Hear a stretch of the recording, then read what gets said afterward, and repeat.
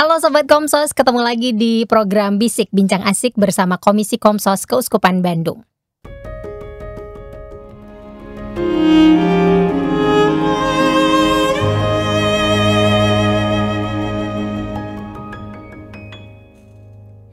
Hari ini sudah ada Ibu Evi Wiryasugata. Hai Ibu, apa kabar? Baik.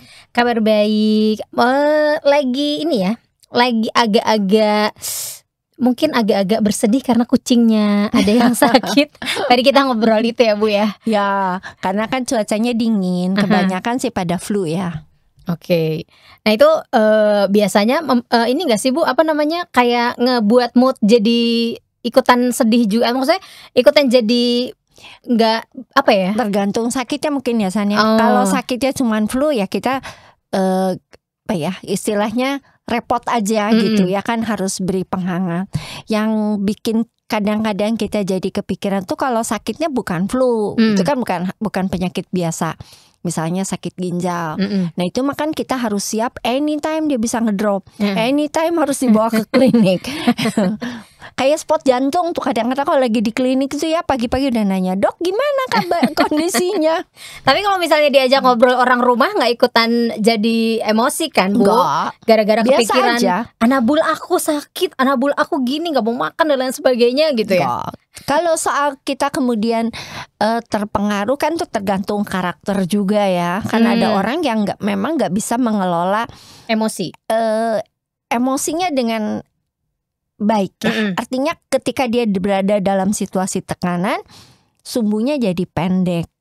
Oh, kalau misalnya hal yang lain mah sumbunya panjang. Ya. Kalau untuk beberapa hal sumbunya pendek. Ya, gitu. terutama untuk hal-hal yang memang secara umum sudah pernah ada mungkin gesekan, ada ketidaksamaan pandangan terhadap masalah itu. Oke. Bisa juga kalau misalnya mereka tidak sepakat tentang pet ya, punya peliharaan. Ketika membahas itu emosi lagi tertekan kan jadi meledak ya. Tuh. Tapi gini Bu Evi, kemarin tuh aku ngobrol-ngobrol ya sama teman-teman gitu kan, kita lagi ngumpul. Nah ini ada satu topik yang memang keluar, terus kayaknya mereka tuh wah, aku relate loh, aku tuh gitu juga gitu. Jadi kemarin tuh kita nggak sengaja ngobrolin, lu kalau misalnya ngobrol sama orang rumah ya, mau sama ortu atau misalnya sama kakak sama adik gitu, lu sering tiba-tiba emosi nggak sih? Padahal dia nanyanya baik-baik gitu.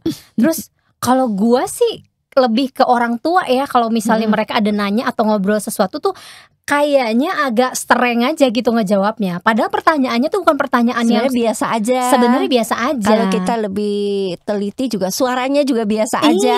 Tapi kita jadi sensitif. Betul. Nah itu tuh di beberapa yang kemarin ngumpul, mereka tuh ngerasain hal yang sama. Termasuk aku juga Bu Evi gitu.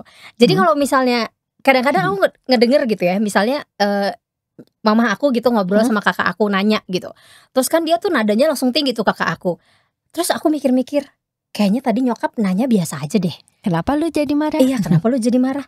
Tapi aku akhirnya kayak berkaca juga, oh ternyata gua juga gitu kan. Gua juga kayak gitu. Iya. Jadinya tuh ngerasa ini tuh aneh banget ya gitu. Tapi kalau sama orang lain enggak, biasa gitu. Aja kan. Biasa aja Bu Evi. Nah kemarin pas ngelewat juga lah ya FYP di TikTok. Ternyata katanya itu adalah unfinished business. Ada urusan yang belum beres di masa lalu yang akhirnya kayak mengingatkan kepada diri kita kalau orang itu nanya, akhirnya kita terbawa emosi. Bener gak sih Bu Evi? Aku tuh penasaran loh. Salah satu penyebabnya bisa, tapi juga ada hal-hal lain. Tidak semua orang yang sumbunya pendek ketika ngobrol sama ortu itu ada apa ya, singgungan di masa lalu.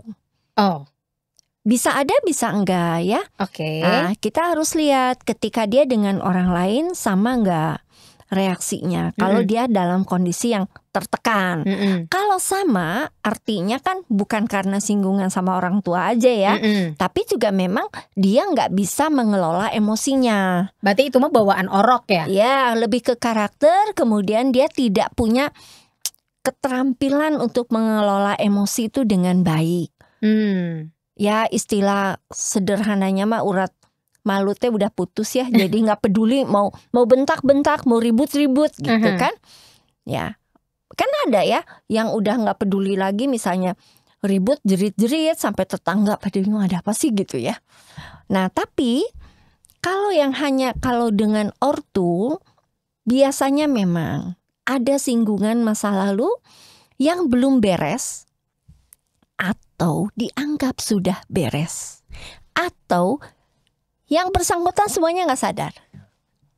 Iya sih, kalau misalnya ditanya gitu ya, lo kenapa marah? Enggak tahu. Kayaknya annoying aja gitu pertanyaannya gitu loh. Itu harus di flashback ya, ke belakang, ditarik, gali lagi. Kita kan pernah membahas inner child. Iya. Sebenarnya itu nggak berbeda. Jadi ada inner child yang terluka dulu. Oh berarti bisa nyambung ke sini gitu? Iya.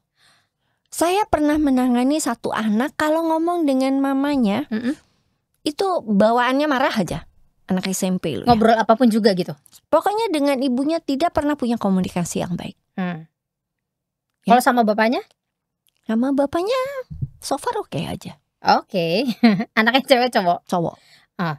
Nah, dia anak kelihatan banget dia tuh Indo.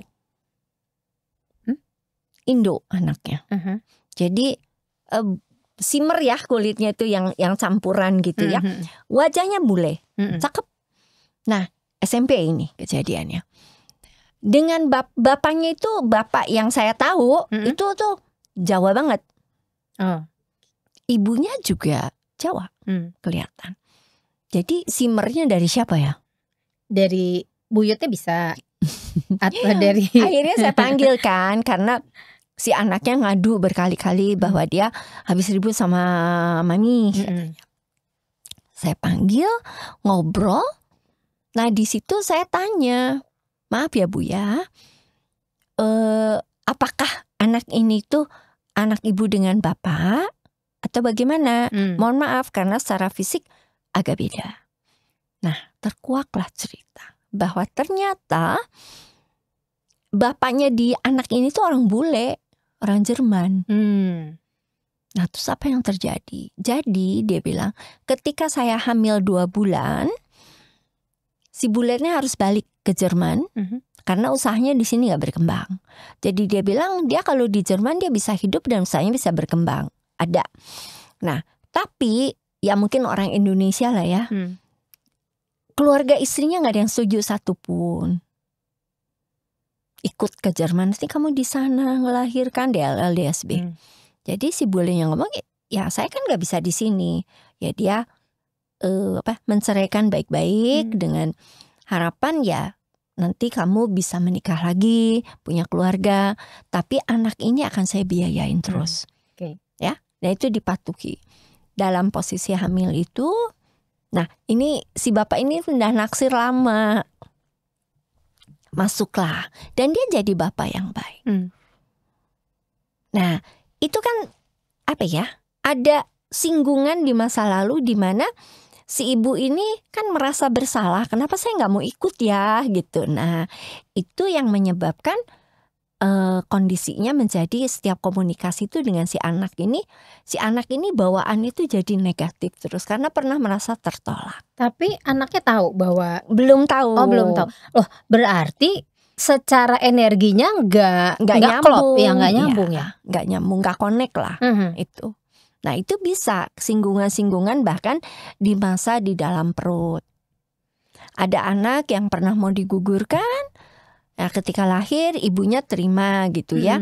Kenapa? Karena saya belum siap Bu jadi ibu. Mama masih kerja, lagi puncak bagus-bagusnya nih karir. Tapi udah keburu hamil, akhirnya saya resign. Tapi waktu itu sempat sih di awal tuh apa kepikir saya buang aja gitu, aborsi aja.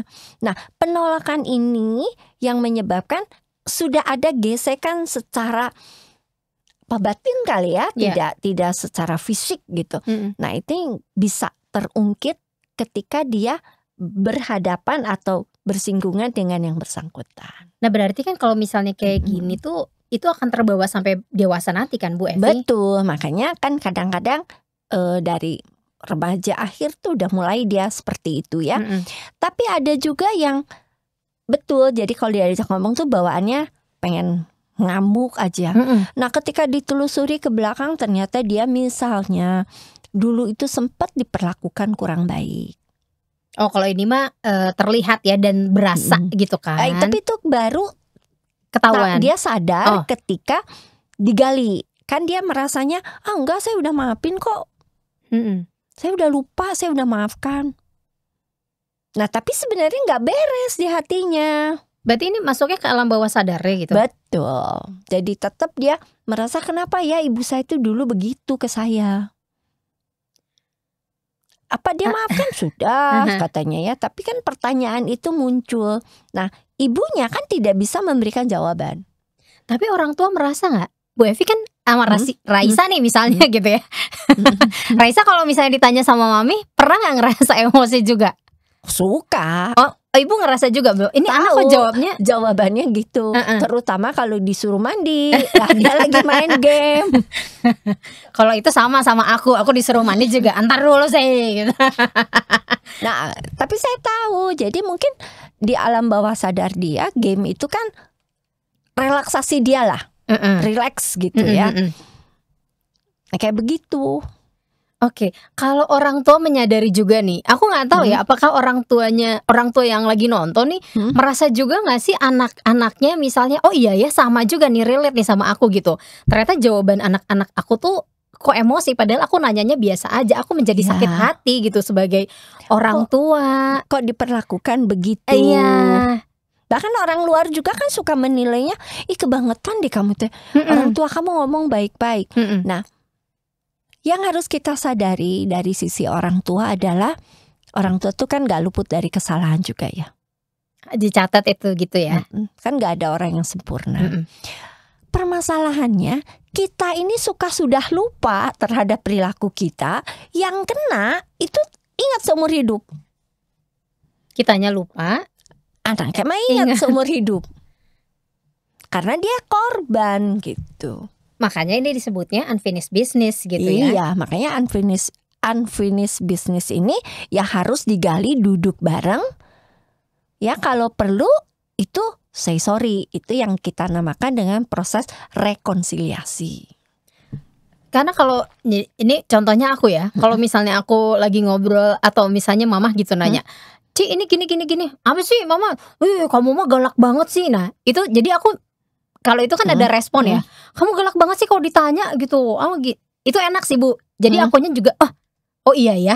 Nah gitu. Bisa juga tidak semua yang menjawab begitu itu punya singgungan masa lalu. Bisa aja dia juga lagi tertekan. Dia ingat fokus kepada masalah itu. Jadi ketika ditanya yang muncul adalah emosi negatif yang berkaitan dengan masalah yang sedang kita hadapi. Bisa aja kan. Kalau udah dewasa mungkin bisa untuk kitanya bisa lebih menahan diri ya. Nggak tahu ya benar. Ada malunya lah ya. Iya. Apalagi ada orang gitu. Tapi tolong koreksi kalau salah. Tapi untuk anak-anak yang misalnya masih remaja gitu, yang belum menyadari ternyata mereka juga menjawabnya, oh iya ya saya kok kasar banget gitu ya sama orang tua, ngejawabnya kok keras banget gitu. Padahal ini bukan sesuatu hal masalah yang gimana banget gitu.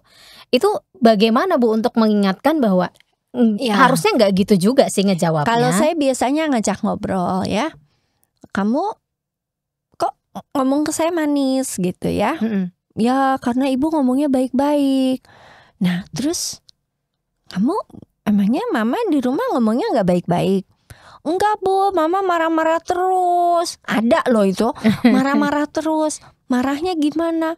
Ya ketahuan lah di dapur, piring jedar panci katanya tong katanya.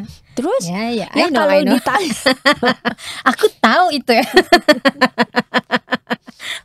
saya nggak tahu ributnya dengan siapa, tapi kan mengganggu sekali ke telinga saya.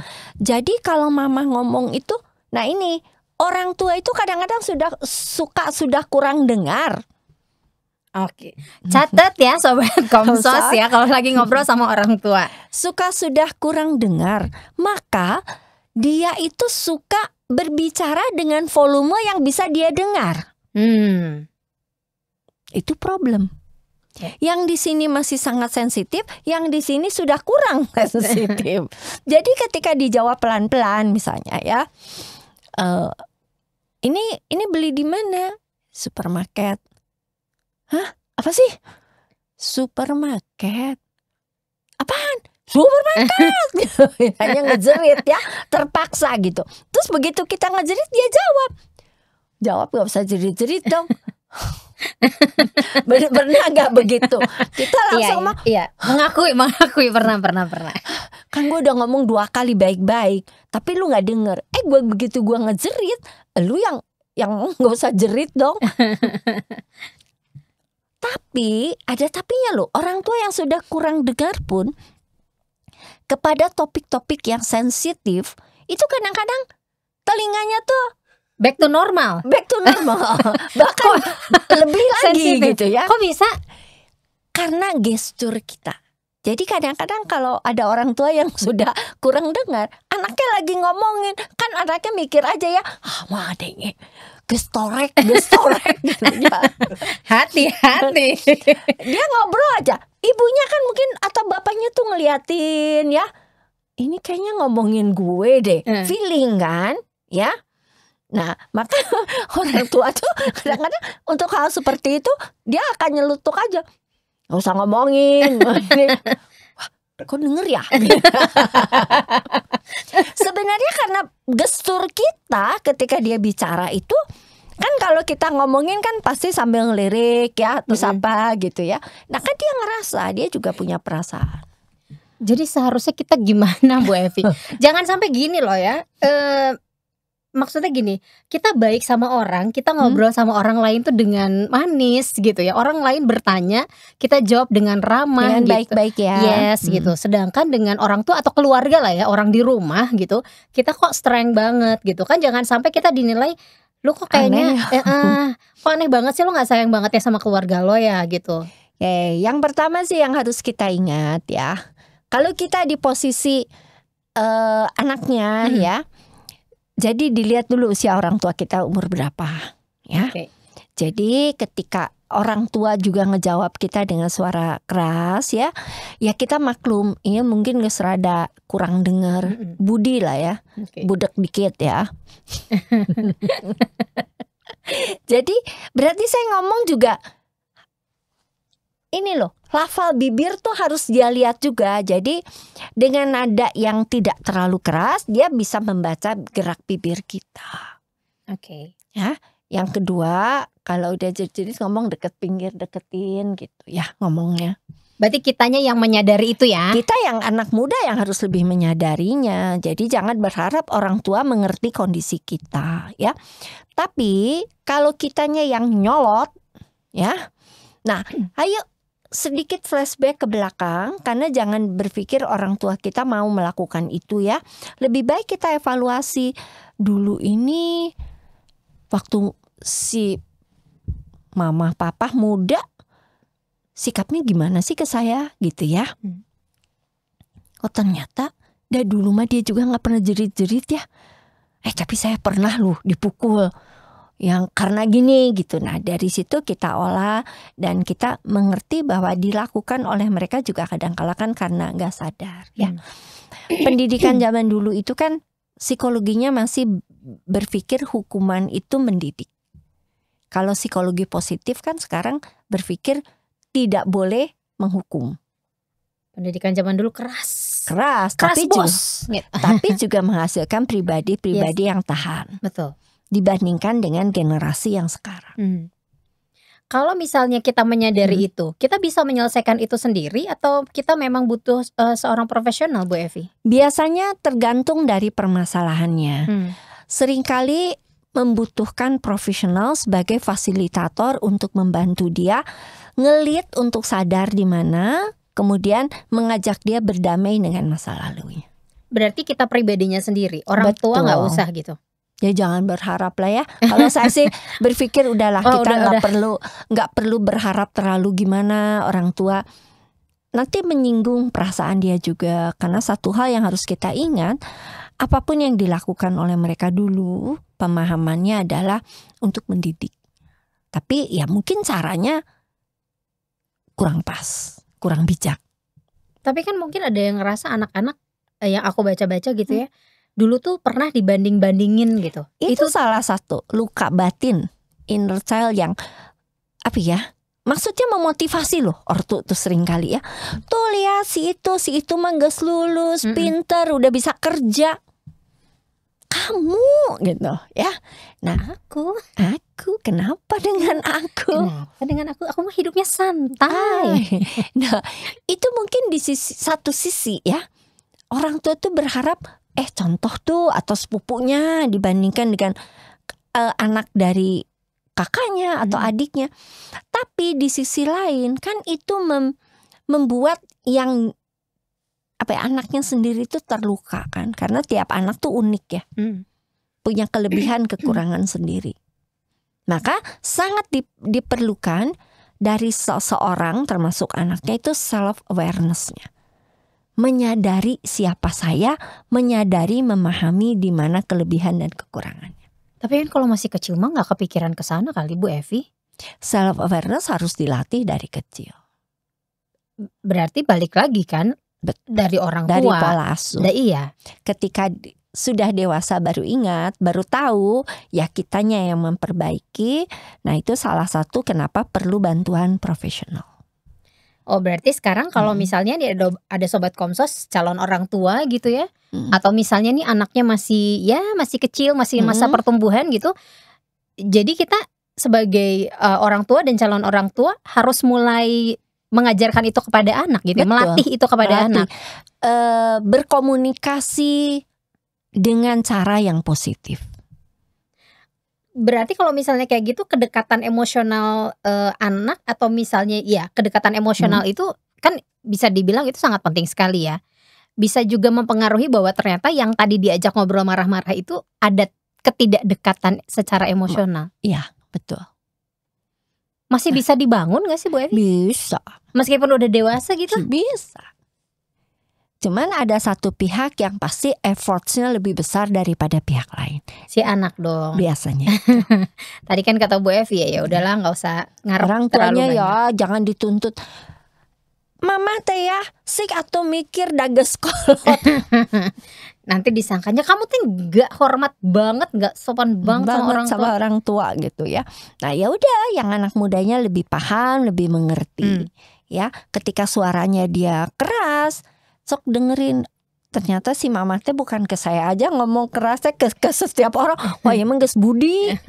Oh berarti kalau misalnya kayak gitu mah nggak ada masalah dong kalau ke semua orang kayak gitu. Tapi kan kita biasanya nggak mau ngelihat ke semua orang. Kita hanya ketika saya.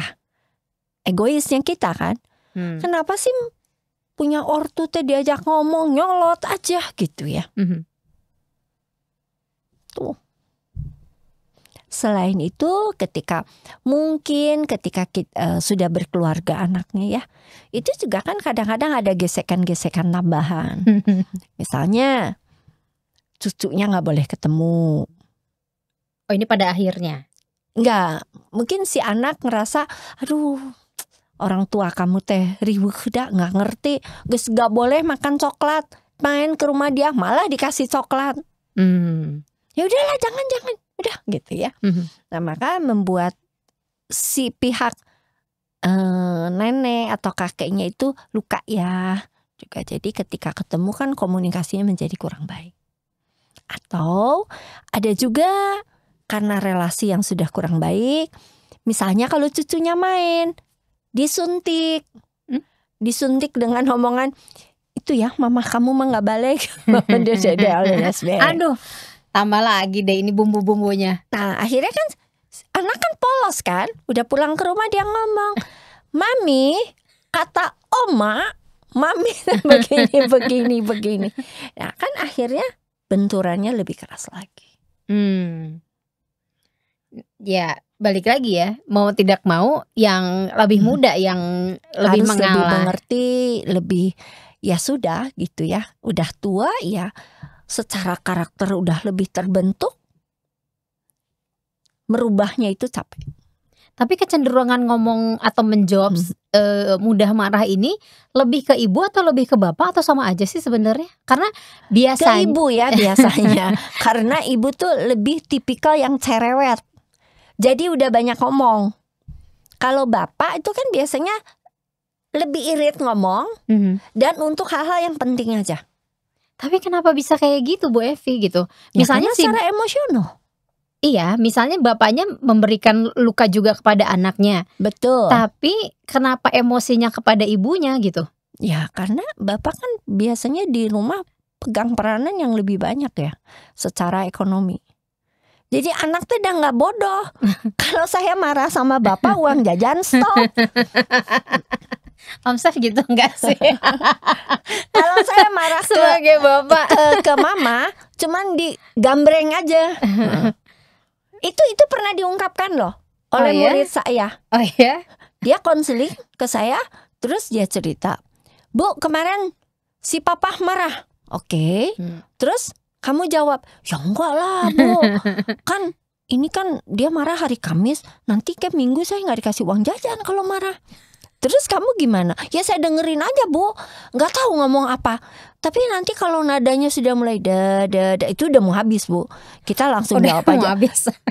Ya Pak, ngerti Pak, nggak diulangi Pak. Udah kan? Tapi kalau mama kan udah diomongin gitu juga ditambah lagi Bu Cina. Tapi kalau ke si mama lawan aja dah, nggak pegang duit jajan. Kalau papa pegang duit jajan. Antar. Kok bodor gitu sih?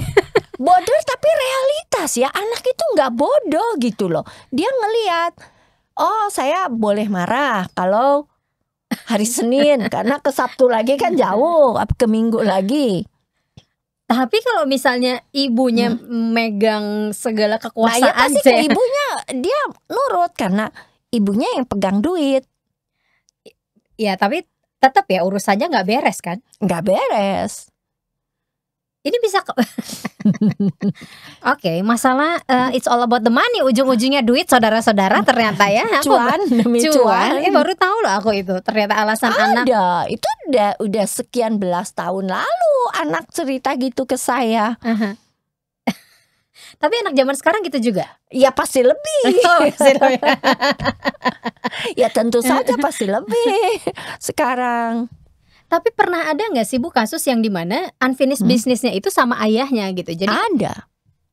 Lebih rumit mana menyelesaikan unfinished business Dengan sama ayah. Oh, karena ayah itu kan figur yang kadang-kadang pride-nya juga tinggi ya. Mau nggak dia say sorry sama anak? Karena dia laki-laki gitu. Dia laki-laki dan dia merasa benar. Hai, pria yang di sana. Jadi ada yang seperti itu. Tapi ada juga ayah yang sadar. Jadi ketika saya cerita, ini sebenarnya gini, terus bapaknya ngomong, ya sih Bu salah saya. Makanya saya udah bicara dengan anak saya terbuka, setelah tahu dari ibu saya minta maaf. Ada. Tapi jarang minta maaf, jarang mengakui dengan jarang mudah. mengakui. Berarti proses untuk rekonsiliasinya itu lebih lama ya? Enggak. Bahkan ada yang tidak bisa rekonsiliasi. Karena dari dua-duanya juga nggak mau, atau cuman dari satu pihak yang ayah yang pride-nya tinggi ini? Biasanya dari ayahnya juga biasanya punya masalah.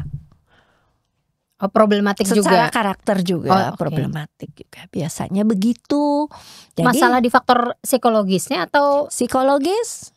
Biasanya. Seperti apa misalnya Bu Evi? Misalnya dia juga punya problem komunikasi dengan istri, dengan keluarganya gitu ya. Orang tuanya lah ya. Yeah. Jadi ketika dia bersinggungan komunikasi dengan anak juga kan gak mulus. Nah ini kalau misalnya lebih rumit yang tadi Bu Evi bilang ya, ternyata masalah komunikasi dengan ayah itu akan lebih rumit diselesaikan gitu. Biasanya anak perempuan atau anak laki? Sama aja dua-duanya. Oh sama aja dua-duanya. Bisa ada yang sampai kayak misalnya sama anak laki-laki gitu sampai baku hantam gitu? Ada. Ada. Saya pernah nanganin ketika ayahnya suka mukul adiknya yang perempuan sama ibunya. Itu dia kejadian waktu di SMP.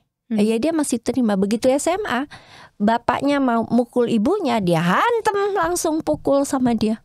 Dan ternyata dia emang luka batin banyak dengan bapaknya. Oke, berarti ini menyadari, balik lagi ya, berarti calon orang tua tuh kan ayah dan ibu ya. Betul. Apa yang harus dilakukan nih untuk ibu, calon ibu atau calon ayah atau juga orang tua yang sudah menjadi orang tua agar misalnya hubungannya tidak baik dengan anak gitu ya, secara komunikasi, aduh kok anak saya begini gitu. Misalnya yang sekarang nonton akhirnya menyadari gitu. Saya pun harus menyadari itu. Harus bagaimana Bu Evi? Yang pertama sih sebenarnya di rumah itu jangan sampai ada yang jadi good cup, ada yang jadi bad cup. Good cup, bad, oke, ngerti. Ya. Untuk sobat Komsos, jadi jangan sampai ada satu jadi malaikat pelindung, center class, yang satu lagi suar tepirnya. Jangan. Kalau dibedakan seperti ini, maka figur dengan suar tepit ini akan selalu bermasalah. Walaupun mungkin loh ya, sebenarnya si suar tepit tuh bener dalam proses mendidik. Anaknya tuh bingung sendiri dan akhirnya memanipulasi keadaan. Saya punya kasus, ibunya sangat lemah, sangat permisif, semua anak diperbolehkan. Ayahnya otoriter dan keras.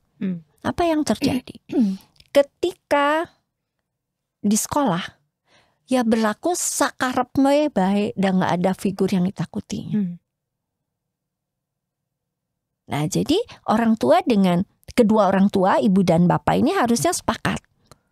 Ya, kalau si ibu yang lebih mudah untuk masuk, ya nanti si ibu yang jadi juru bicara.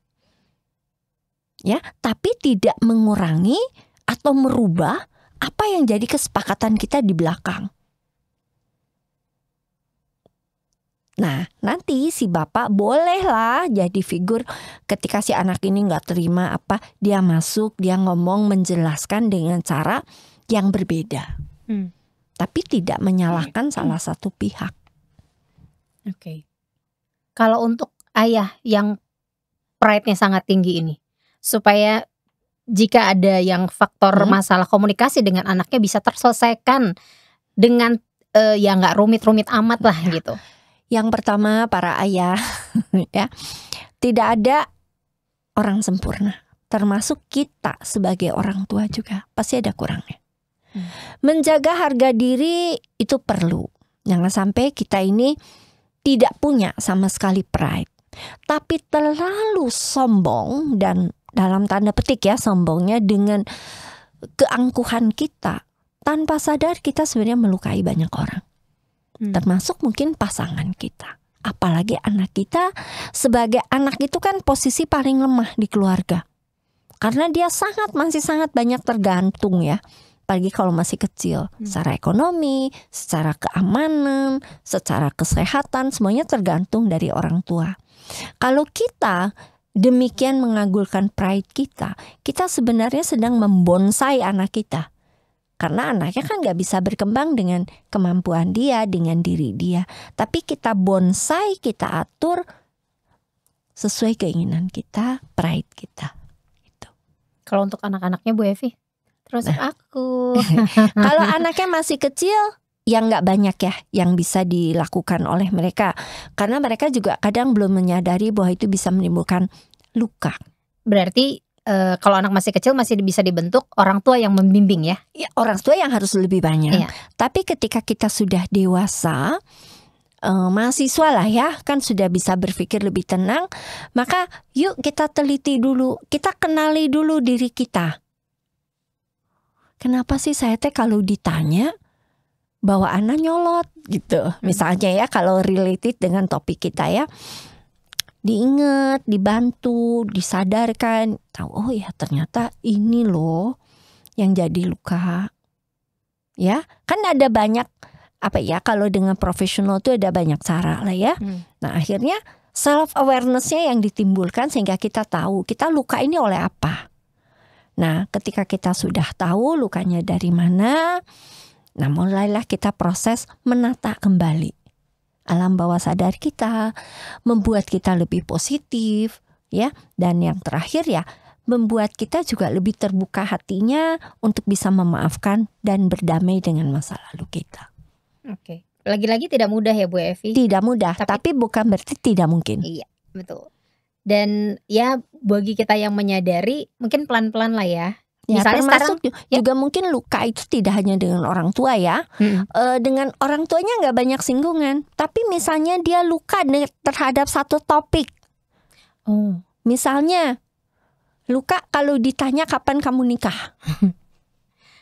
Oke. Kenapa itu jadi luka? Karena mungkin dia baru diputuskan dengan cara yang kurang baik, atau ada singgungan dengan pacarnya yang dia nggak pernah ceritakan pada keluarga.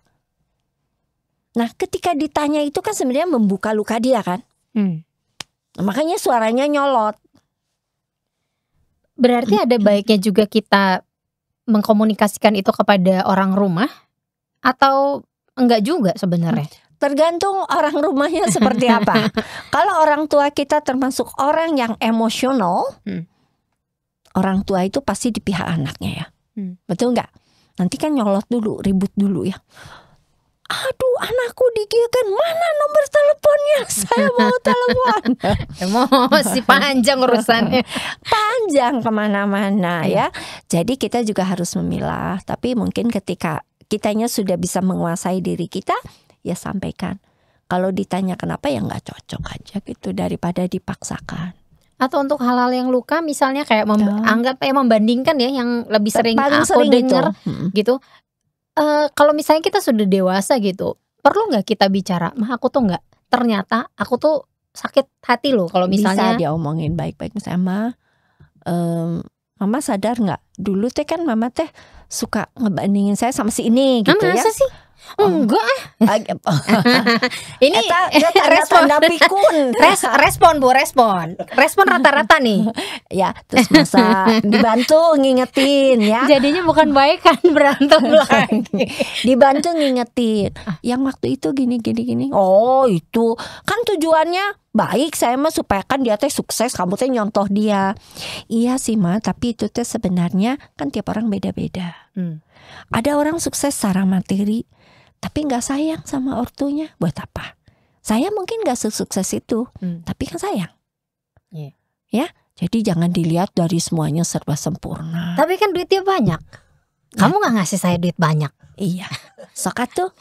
Tapi sama saya diantepkan, dititipkan di panti jompo dek. Tes sopan pisan atau orang jadi panjang. Tapi ada orang tua yang nuntut terlalu banyak emang sama anak. Oke. Nah, kalau orang tuanya yang menuntut terlalu banyak sama anak, maka anak harus punya prinsip dan punya konsep. Ini yang boleh diintervensi, ini yang enggak.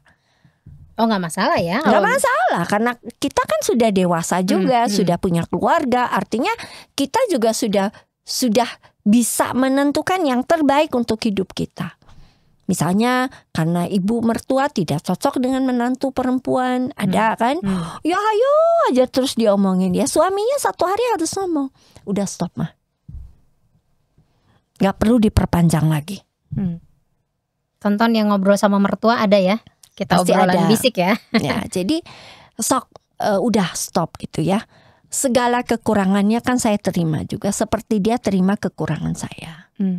Nah, Mama udah belajar terima ya, ini memang menantu dengan segala kekurangannya, tapi dia orang baik. Meskipun dia tidak terima diomongin seperti itu? Ya kepada istrinya yang ngomong, udahlah namanya juga orang tua, udah antepin aja. Walaupun mungkin nggak enak ya, maka ketika dia ngeluh suaminya ya harus terima denger. Bisa juga dengan kita mendengarkan mendengarkan dengan empati di saat orang tua berbicara. Harus begitu. Tapi biasanya baru-baru empati. Kalau sudah komunikasinya jelek, empat jadinya ada. Manyun yang ada. Oke, tapi kita belajar bolehlah dari sekarang ya Bu Evi ya, mulai belajar mendengarkan orang tua dengan empati gitu ya. Tapi ada hal lain yang kita lupa. Apa tuh? Bahwa kadang-kadang orang tua tuh memberikan role model, kalau ditanya jawabannya nyolot. Dari kecil. Misalnya ditanya, ulangan tadi dapat berapa? Ada loh yang seperti itu. Terus waktu saya tanya kenapa, suaminya kan ngeluh kalau ngomong tuh suaranya kenceng banget. Waktu saya tanya kenapa, Bu, saya di rumah tuh ibu saya kalau ngomong tuh dari dulu juga jejeritan. Jadi ada kadang-kadang faktor role model. Jadi dilihat, dicontoh akhirnya ya. Karena contoh yang selalu ditampilkan cara bicara yang seperti itu. Ada juga yang cara bicaranya terlalu lemah lembut sampai suaminya tuh bingung, ini ngomong apa sih gitu ya. Panjang, lebar, berbelit-belit. Nah, kalau sudah begini, kitanya yang orang dewasa yang tadi Cisan ngomong yang harus sadar. Maka self awareness itu sangat penting. Kita tahu saya ini siapa, apa kelemahan dan kekurangan serta kelebihan kita. Jadi kayak menerima perbedaan ya. Betul. Setiap orang tuh kan ada keterbatasannya masing-masing. Iya. Oke. Saya Seperti mungkin pulang dari sini akan lebih calm down gitu. baru calm down begitu buka pintu. Kadang-kadang kan timing juga kurang tepat ya. Apa tuh misalnya? Baru buka pintu, suaminya udah, itu anak kamu tadi. Hey, aku belum duduk. Pintu belum ditutup. Kan ada yang begitu. Saking udah capeknya si istri, begitu ngelihat figur suaminya nyolot ya. Nah, bahkan ada yang jadi akhirnya dia bilang, "Bu, saya daripada ribut sama istri saya, kalau ada apa-apa saya ngomong melalui ibu. Aku bukan porter tahu." Saya bilang, Messenger. messenger gue gitu. Ya karena kalau saya kan saya saring dulu, oh nyampe ini dari sisi ini. Nah, ada yang sampai harus dilatih begitu. Tapi nggak ada salahnya ya Nggak ada. kita berlatih. Kita belajar berlatih. Nggak ada salah. Oke, segala sesuatu hubungan yang buruk masih bisa diperbaiki kalau ada kemauan ya Bu Evi. Ya kan? betul. Selalu ada jalan Dan mau berubah. Oh ya. Masalahnya kemauannya ada tapi tidak pernah diwujudkan jadi mau. Jangan menuntut dia yang berubah. Rubahlah dari diri kita. Karena orang lain itu beda kepala, beda isinya, beda rambutnya. Susah, udahlah yang nempel di kita aja. Berarti hari ini nih para anak dan juga orang tua nih oke. Bukan hanya anak yang harus berubah, tapi orang tua juga diharapkan ya dengan nonton ini juga, oh iya ya, saya dulu begini. Iya gitu. Lagi-lagi tidak menggurui ya para orang tua ya. Karena saya juga akan menjadi calon orang tua gitu. Karena memang tiap orang gak ada yang sempurna. Itu aja. Jadi kita juga harus terus belajar. Dan menjadi orang tua itu belajarnya sepanjang hidup kita. Oke. Bu Evi, apa yang ingin disampaikan kepada Sobat Komsos nih? Orang tua, anak ya. Jadi gini, Sobat Komsos, kalau kita berada pada situasi yang tadi Cisan tanyakan, setelah mencoba menelaah, tapi kita nggak ketemu nih akar masalahnya di mana. Yuk jangan segan untuk minta bantuan profesional. Karena nanti kalau kita sudah bisa menyelesaikan, mengenali masalahnya di mana, nah nanti sebenarnya yang baik juga nanti prosesnya itu ada secara psikologis, secara rohani juga ya. Ada rekonsiliasi, itu akan memperbaiki komunikasi dan suasana keluarga menjadi lebih baik. Dan di Keuskupan Bandung ada biro konseling ya Bu Evi ya. Ada biro konseling. Jangan takut nih Sobat Komsos, aduh kalau misalnya konseling ke psikolog tuh kan aduh harganya segala macam dan lain sebagainya. Itu mungkin juga jadi beban juga kan. Jadi beban pada beberapa orang. Tapi juga yang gak boleh kita lupa, kesadaran untuk mental health itu masih kurang. Jadi beli lipstick 300.000 itu murah. Tapi untuk konseling ngasih 200.000 aja mahal saudari. Itu contoh aja bandingan. Atau kita beli buku 200.000 itu kita bilang mahal. Tapi kita beli kosmetik 500.000 kita gak mahal. Worth it gitu ya. Iya, worth it. Jadi itu yang yang pola pikir kitanya yang harus kita juga upgrade menjadi lebih baik. Oke, Bu Evi terima kasih. Sama-sama. Aku lebih calm down. Pulang dari sini akan lebih dingin ya. Mesti mindfulness ya. Mindfulness dong. Sama kayak baju aku yang aku pakai hari ini. Ini adem banget dipakainya, enak ya. Terima kasih loh teman-teman dari Komsos Ciamis. Thank you. Bajunya ditunggu enak. Bajunya yang lebih banyak. Tunggu baju lebih banyak. Warna lain mungkin ini pinky gitu. Ini katanya bajunya udah ke Vatikan Bu. Saya belum pernah ke Vatikan, ya udah dengan memakai baju ini semoga seolah-olah ke Vatikan dulu lah ya. Seolah-olah ke Vatikan, nanti ke Vatikan ya gitu. Oke. Bu Evi terima kasih ya. Sama-sama. Sudah ngobrol-ngobrol, sudah bisik-bisik di sini. Kita ketemu lagi dengan episode yang beda, topik yang beda juga pastinya. Sobat Komsos terima kasih ya sudah menyaksikan episode bisik kali ini. Kita ketemu lagi di episode bisik selanjutnya. Dadah.